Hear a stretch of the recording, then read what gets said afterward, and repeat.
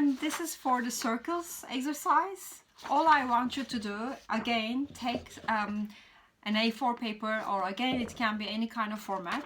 All I want you to do is make circles on it.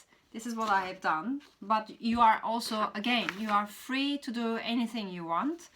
And I know it feels a little bit vague when I say you are free to do anything, but this is the key point of divergence.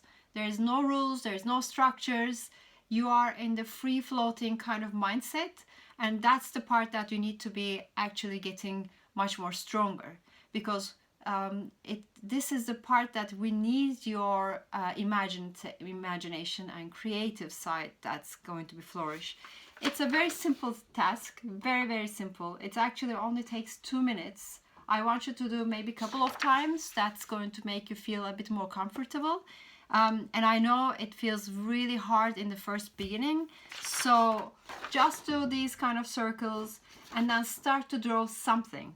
And I really drew with my normal pen, and just put something on the first, and then start to see what it can mean for you.